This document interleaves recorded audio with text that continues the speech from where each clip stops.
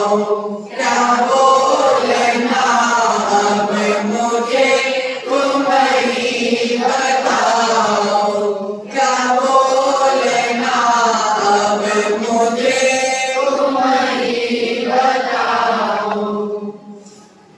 अनंतानंद सिद्ध परमेश्वर भगवान की जय हो। देवादिदेव प्रथम तीर्थंकर आदिनाथ भगवान की जय हो। देवादिदेव मूलनायक 1008 श्रेयांशनाथ भगवान की जय हो। देवादिदेव प्राचीन मूलनायक शीतलनाथ भगवान की जय हो।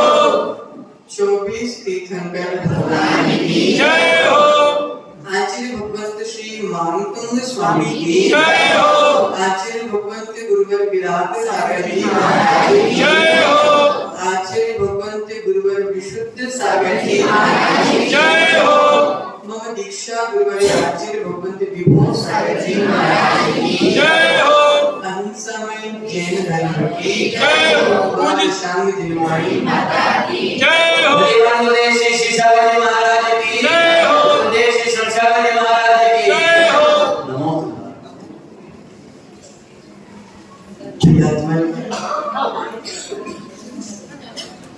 भक्तांबर स्तोत्र की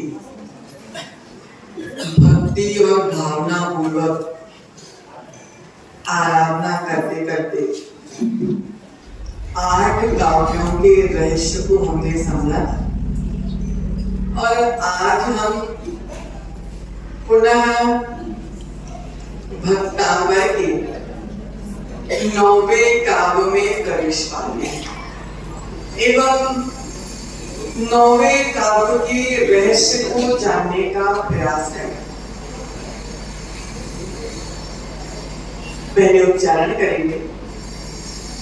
आस्तां तव स्तव मस्त समस्त दोष, आस्तां तव स्तव मस्त समस्त दोष, संकथापि जगतां दुरितानि हन्ति, संकथापि जगतां दुरितानि हन्ति, दूरे सहस्र किरणा कुरुते प्रभैव, दूरे सहस्र किरणा कुरुते प्रभैव, पद्माकरे सुजल जाहि विकास भांति, पद्माकरे सुजल जाहि विकास भांति।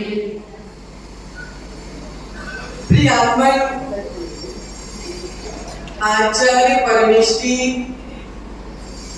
मानतुंग स्वामी 9वें काव्य में कह रहे हैं कि हे चारित्र नायक, क्या कह रहे हैं? हे चारित्र नायक, संपूर्ण दोषों से रहित आपका पवित्र कीर्तन। कैसा कीर्तन माना?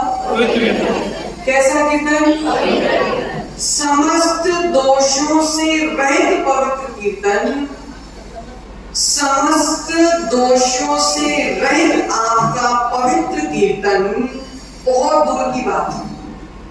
दीक्षित भाई, हे चारित्र नायक, हे आदिनाथ भगवान, आपके समस्त दोषों से रहित आपका पवित्र कीर्तन बहुत दूर की बात है। आपके चारित्र की चर्चा मात्र से जीवों के जन्मों जन्मों के पाप नष्ट हो जाते। चर्चा में इतना प्रभाव है तो मुन्ना भाई चर्या में कितना प्रभाव होगा? बहुत रात दिन का। जिनकी चर्चा मात्र पापों को गलाने में सहकारी है, अगर उनके जैसा चारित्र हमने धारण कर लिया तो हमारी आत्मा सिद्ध सिला पे जाना निश्चित हो जाए। प्रियात्मन, जिस प्रकार अभी नभ में सूर्य का उदय नहीं हुआ, अभी सूर्य का उदय नहीं हुआ है, लेकिन उदय आने से के उदय होने से पहले मनोज भाई सूरज की थोड़ी थोड़ी सी प्रभा धरती पर आ चुकी है। मतलब अभी सूर्य का उदय नहीं हुआ है, लेकिन सूर्य उदय से पहले सूरज की थोड़ी थोड़ी प्रभा धरती में प्रवेश कर चुकी है। उस प्रभा का निमित्त पाकर सरोवर में कमल खिल गए। अभी सूर्य का उदय नहीं हुआ, लेकिन प्रभा मात्र से सरोवर में कमल खिल गए। तो सूर्य का उदय होगा तो फिर कमल खिलना तो निश्चित ही है। जिस प्रकार सूर्य का उदय नहीं हुआ, प्रभा मात्र से सरोवर में कमल खिल गए प्रशिष्ट भाई, उसी प्रकार से आदिनाथ भगवान मैंने अभी आपका कीर्तन नहीं किया, आपकी चर्चा मात्र से मेरे हृदय के कमल भी खिल गए।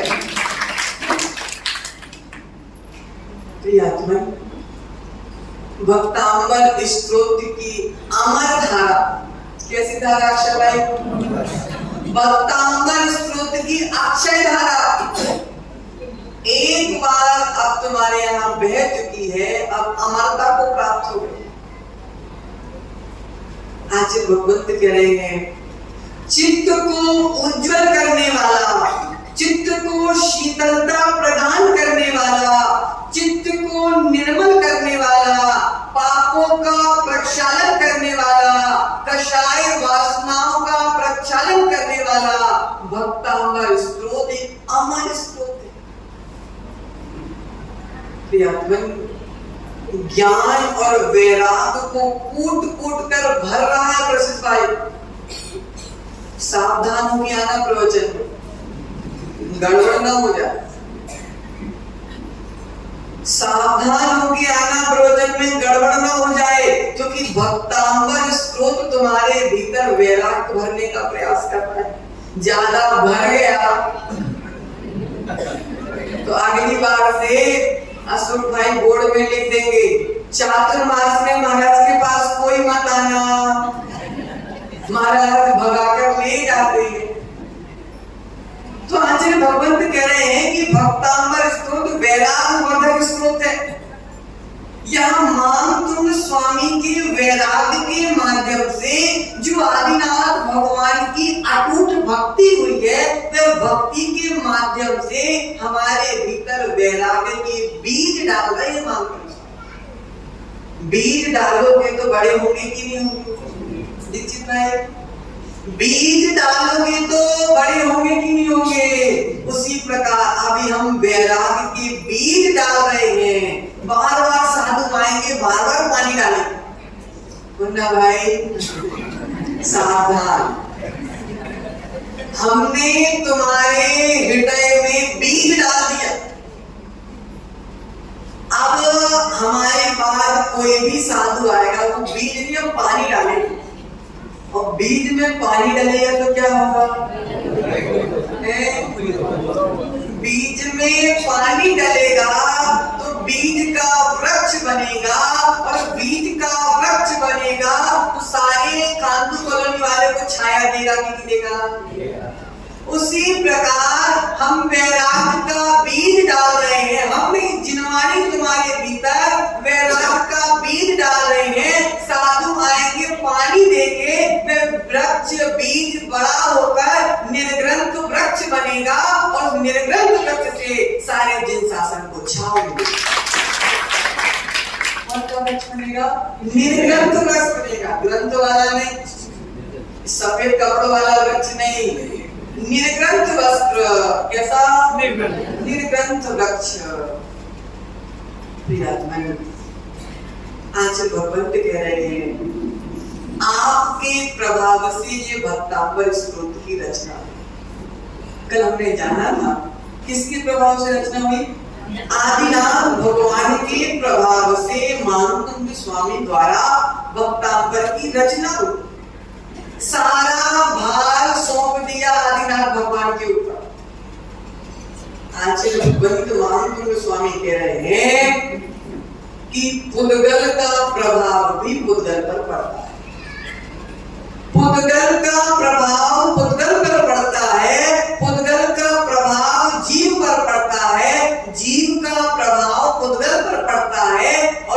अजीव का प्रभाव जीव पर भी पड़ता है। याद नहीं? अरे भाई, तुम सुबह सुबह भगवान का अभिषेक करने आए, तुमने जल ढारा भगवान की प्रतिमा के ऊपर, तुम्हें जल गंधोदक बन गया। जल तुमने डाला भगवान के ऊपर, वह जल गंधोदक बन गया, और वही जल तुमने नाली में डाला तो गंदा पानी बन गया। जल एक। आज भगवंत कह रहे हैं, जब जल का स्पर्श भगवान की जिन प्रतिमा से हुआ तो जल गंधोदक बन गया। पुद्गल का प्रभाव पुद्गल पर पड़ गया। बताओ, पुद्गल का प्रभाव पुद्गल पर पड़ा। आज भगवंत समझा रहे हैं कि जब कौन से सेठ थे जिन्होंने अपने बेटे का जहर उतारा? धनंजय सेठ ने पानी में मंत्र डाला, पानी पिला दिया किसको? निर्विष हो गया पुत्र, मरण को प्राप्त हुआ पुत्र जीवित हो गया। मंत्रों का प्रभाव पानी में पड़ा, और पानी का प्रभाव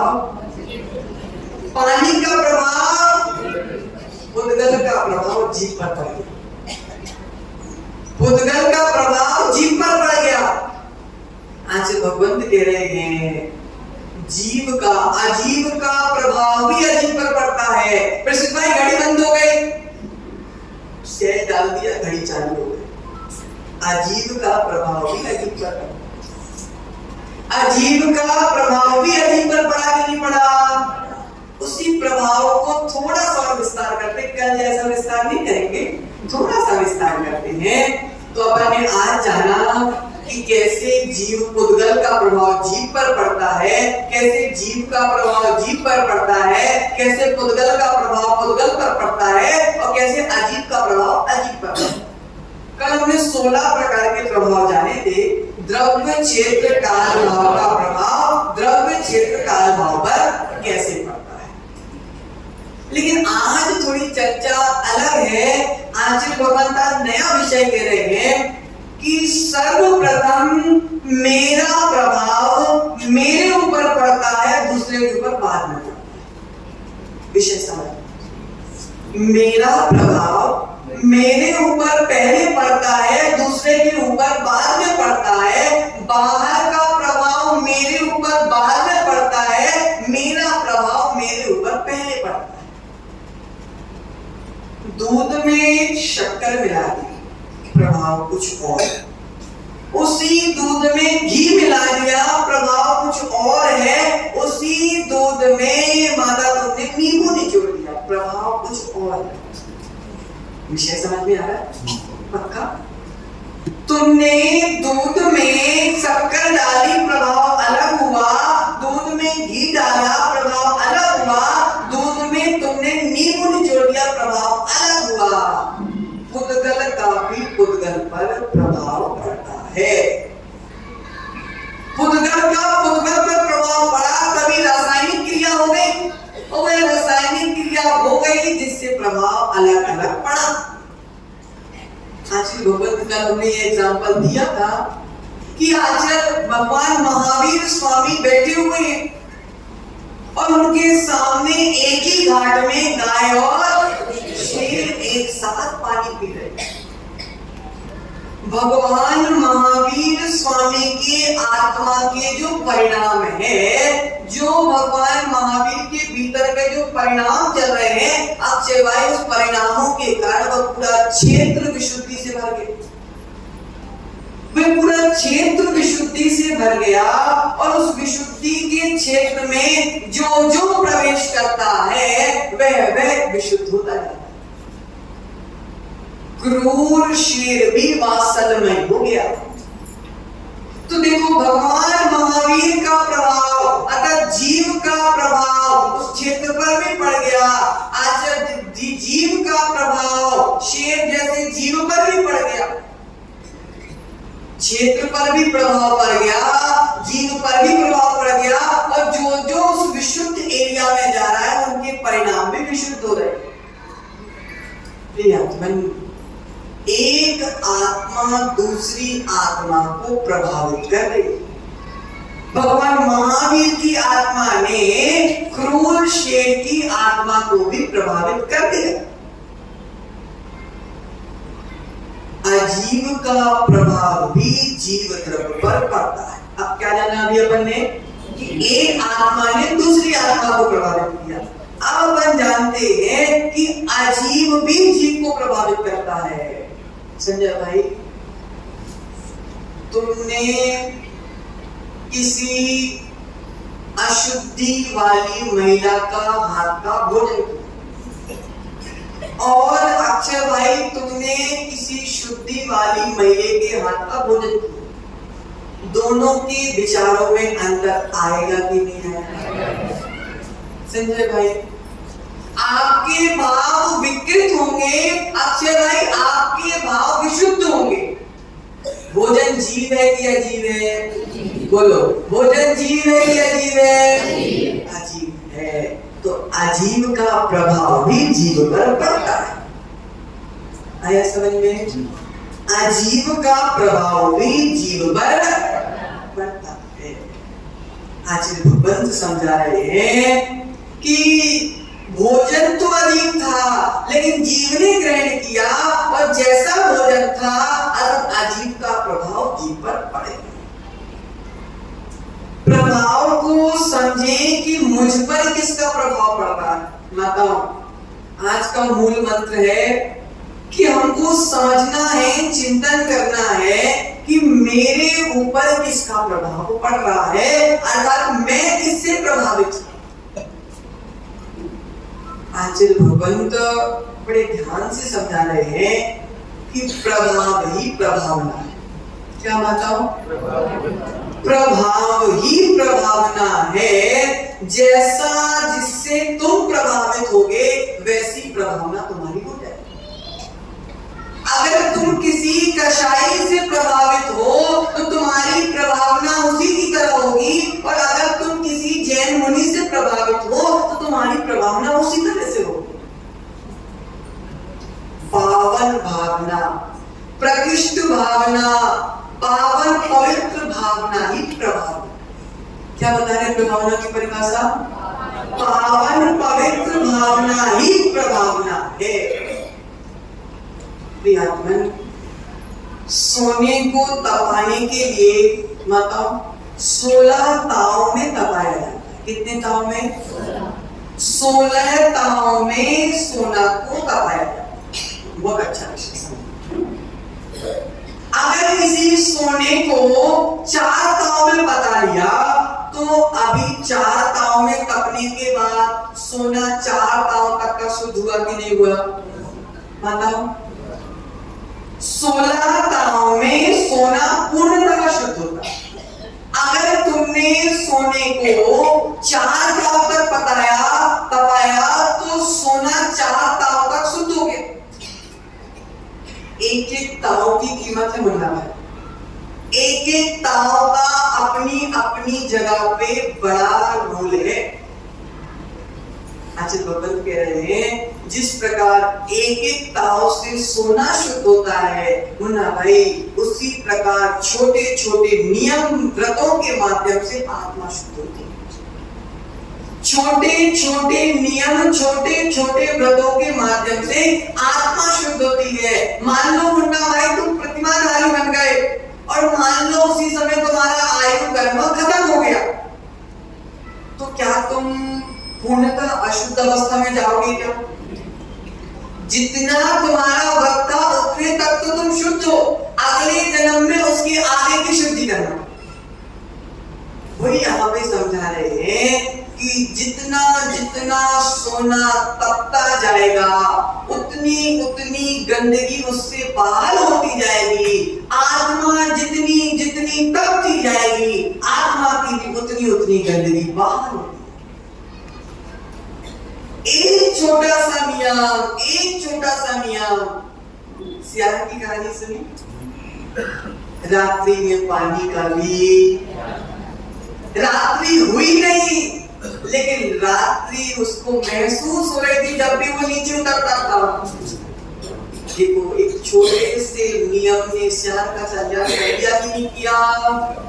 तो इसी प्रकार आचार्य भगवंत कह रहे हैं, एक एक ताव से सोना शुद्ध होता है, एक एक ताव से सोना शुद्ध होता है, एक एक नियम से आत्मा शुद्ध होती है।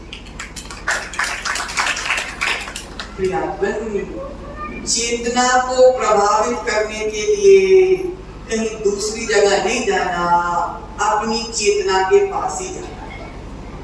आत्मा को प्रभावित करने के लिए कहीं और नहीं जाना, आत्मा के पास आना है, आत्मा के गुणों का चिंतन करना है, आत्मा की शक्ति का चिंतन करना है। तब कहीं जाकर आत्मा ही आत्मा के द्वारा प्रभावित होगी।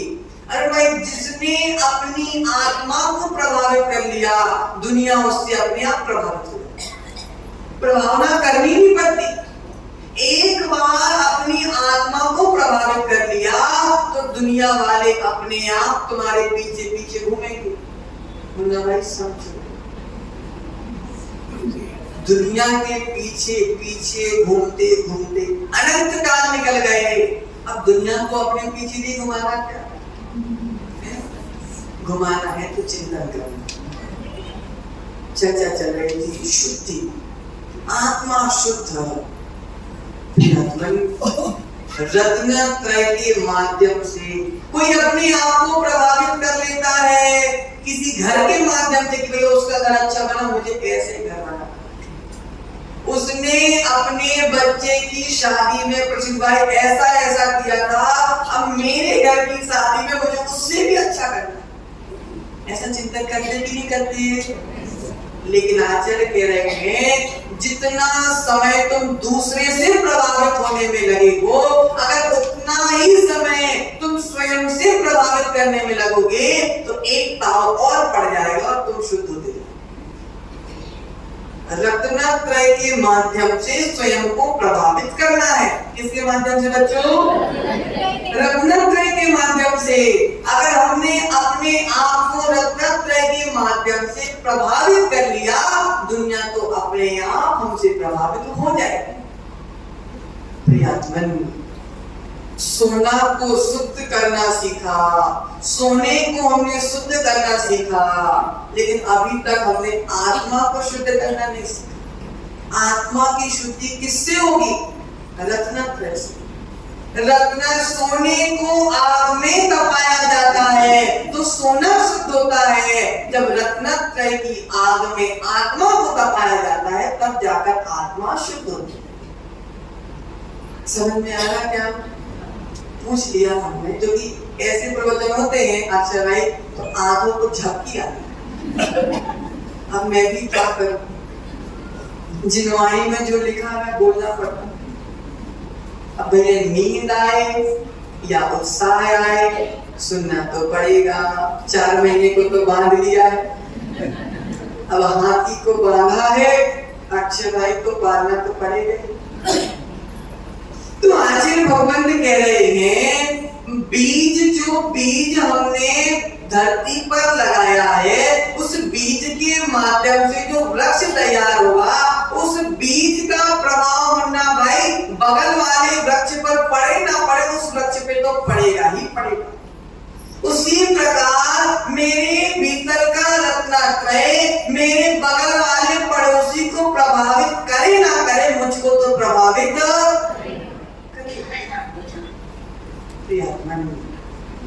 आचार्य भगवंत, मैं किन किन से प्रभावित हूँ, मैं किन किन से प्रभावित हूँ? रत्नेश भाई, कहीं मैं कषायों से प्रभावित तो नहीं, कहीं मैं पंच पापों से प्रभावित तो नहीं हूँ, कहीं मैं बिगड़े व्यक्तियों से प्रभावित तो नहीं हूँ, क्योंकि जिसका प्रभाव मुझ पर पड़ेगा मेरी मति भी उनकी जैसी हो जाएगी। इसलिए आचार्य भगवंत कह रहे हैं, अपना जो प्रभाव है हमको किससे प्रभावित होना है? तो जो अपने आप से प्रभावित हो चुके हैं उनसे प्रभावित हो। अब अपने आप से प्रभावित कौन हो चुका है? बोलो माता है? बोलो ना, नहीं, तीर्थंकर। जिस जीव ने अपनी आत्मा के माध्यम से अपनी आत्मा को ही प्रभावित किया है, हमको भी उन्हीं से प्रभावित होना है। आज भगवंत, मैं कितनी श्रद्धा से प्रभावित हूँ, मैं कितने अपने आचरण से प्रभावित हूँ, मैं कितने अपने रत्नत्रय से प्रभावित हूँ, मैं कितना स्वाध्याय से प्रभावित हूँ, मैं कितने प्रवचन से प्रभावित हूँ, मैं कितना सामायिक से प्रभावित हूँ, मैं कितना प्रतिक्रमण से प्रभावित हूँ, इसका चिंतन करना। दूसरों से प्रभावित तो बहुत हो गए, लेकिन निज से प्रभावित कितना, आत्मा के कल्याण करने वाले से प्रभावित कितना हूँ। एक प्रश्न का उत्तर देना माता, अब समझ में आएगा। अब आप लोगों को आपकी भाषा में समझाते हैं। समुद्र में कचरा हो गया, कौन झाड़ू लगाने जाए? बोलो, तेज बोलो। इधर पुरुष पर। समुद्र में कचरा हो गया, समुद्र पूरा कचरों से भर गया। अच्छा भाई, समुद्र की गंदगी कौन साफ करेगा? समुद्र का खुद का स्वभाव वो कचरों को बाहर फेंक देता है। स्वयं साफ करता है। आचार्य भगवंत यहाँ पे उदाहरण के माध्यम से समझा रहे हैं भाई कि जिस प्रकार समुद्र में गंदगी फैलाने वाली नदियां बहुत आ जाती हैं, लेकिन जब सफाई करने का समय आता है तो समुद्र को ही करना पड़ता है। नदियों के माध्यम से समुद्र में कचरा बहुत आ जाता है, लेकिन सफाई समुद्र को अपनी लहरों को उठाकर ही करना पड़ता है। उसी प्रकार माताओं, हमारे जीवन में कसायों का कचरा डालने वाले, पाप का कचरा डालने वाले, विभाव परिणामों का कचरा डालने वाले बहुत लोग आ जाते हैं। सबसे बड़ी दुश्मन तो तुम्हारी सहेली, सबसे ज्यादा कचरा तुम्हारी आत्मा में तुम्हारी सहेली डालती जाती है। 4 घर की कहानी तुम पता करके आना, 4 घर की कहानी हम पता करके आएंगे, और सबके घर की गंदगी हम मिल बांट कर। बताओ, दूसरों की घर की बुराई करने में बड़ा आनंद आता है, दूसरों की घर की बुराई करने में बड़ा आनंद आता है, लेकिन हम चिंतन नहीं कर पा रहे हैं कि उनके घर में तो गंदगी थी और वो गंदगी हम अपने घर में ले आए। तो क्या बोल रहे, समुद्र में कचरे लाने वाले, गंदगी को लाने वाली बहुत सारी नदियां होती हैं, लेकिन समुद्र के कचरे को साफ करना समुद्र की लहरों को ही पड़ता है। समुद्र लहरों को उठाता है और कचरा साफ हो जाता है। उसी प्रकार हमारी आत्मा में कचरा लाने वाले बहुत हैं, लेकिन समुद्र लहरों को उठाता है और हम अपने वैराग्य को उठाते हैं, तो आत्मा का कचरा भी। अब आत्मा का कचरा साफ करने सहेली नहीं आएगी। मोक्ष की मम्मी समझो, आत्मा की सफाई करना स्वयं को पड़ेगा। बर्बाद करने वाले बहुत आएंगे, लेकिन बर्बाद तुमको ही होना पड़ेगा। भाई, बर्बाद करने वाले बहुत आएंगे, निमित्त बहुत मिलेंगे, लेकिन बर्बाद किसको होना पड़ेगा? इसलिए आचार्य भगवंत कह रहे हैं, अनादि काल से ये कचरा भरा हुआ है, सफाई करो। वैराग्य की लहरें जब उठती है, संयम की लहरें जब उठती है, तपस्या की लहरें जब उठती है, त्याग की जब लहरें उठती है, तो आत्मा का कचरा अपने आप इकट्ठा होकर बाहर हो जाता। प्रियतम, हमारा बस यही कहना है कि आत्मा को आत्मा से प्रभावित करो। लेकिन मेरी आत्मा आज तक मेरी आत्मा से कितनी प्रभावित हुई ये महत्वपूर्ण नहीं है, लेकिन मेरी आत्मा ने दूसरों को कितना प्रभावित किया ये महत्वपूर्ण नहीं है। मेरी आत्मा ने मुझे कितना प्रभावित किया ये महत्वपूर्ण। क्योंकि देखो अरुण भाई, कोई जीव गलती करता है तो दुनिया के नजरों से छुपा सकता है, स्वयं की नजरों से भी छुपा सकता है। प्रसून भाई, तुमने जीवन में कितने पाप किए कि इनमें से किसी को नहीं पता, लेकिन तुमसे छुपा नहीं। बड़ी बात है। इसलिए हम दूसरों की नजरों में गिरे ना गिरे, स्वयं की नजरों में तो गिर चुके कि नहीं गिर चुके?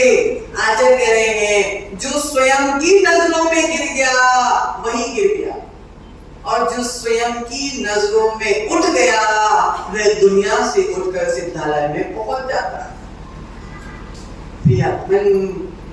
घड़ा में पानी पिया संजय भाई, घड़े का पानी पिया, घड़े में तुमने पानी भरा, पहले पानी तुमने पिया कि घड़े ने स्वयं पिया? घड़े ने स्वयं। घड़े में तुमने पानी भरा, घड़े में पानी पहले स्वयं पिया फिर तुमको पिलाया। उसी प्रकार मेरी आत्मा दूसरों को प्रभावित बाद में करती है, मुझको प्रभावित पहले करती है।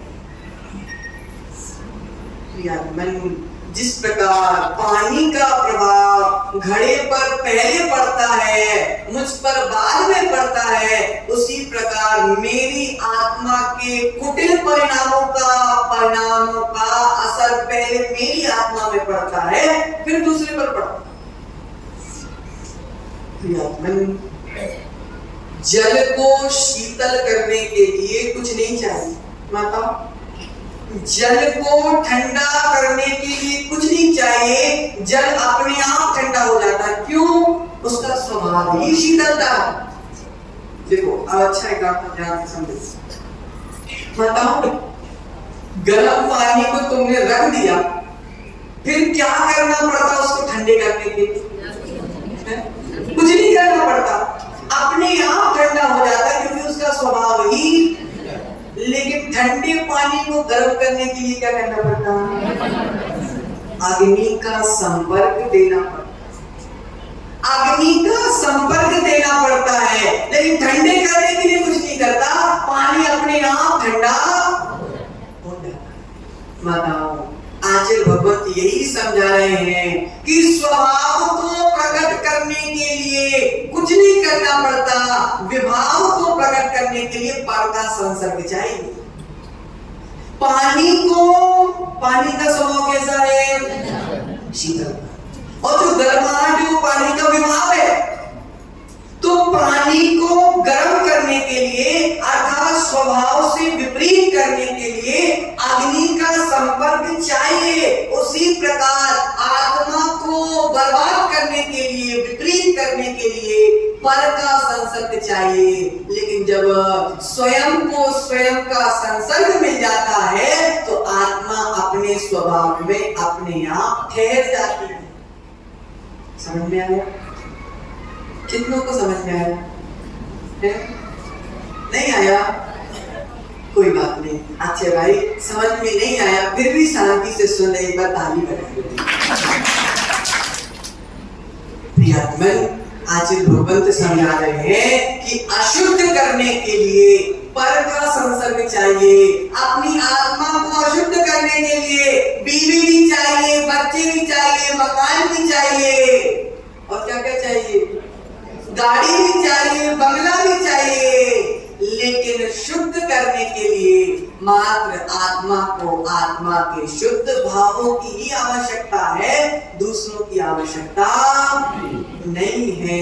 अब जितना समझ में आया हो तो रख लेना, नहीं समझ में आया हो तो संस्कार तो बन ही गए। लेकिन प्रभाव के विषय में है कि प्रत्येक का प्रभाव प्रत्येक पर पड़ता है, सबका प्रभाव एक दूसरे पर पड़ता है। इसलिए हमको किनसे प्रभावित होना है? महाकुंज स्वामी तो आदिनाथ से प्रभावित हो गए, महाकुंज स्वामी तो आदिनाथ से प्रभावित हो गए, और नयन तो ये सब सीधे मम्मी से प्रभावित हो गए। आदिनाथ स्वामी ने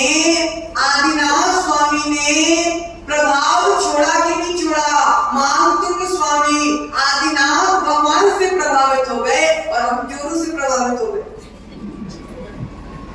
देखो, दोनों में प्रभावित तो दोनों हुए, लेकिन प्रभावित कौन कैसा हुआ?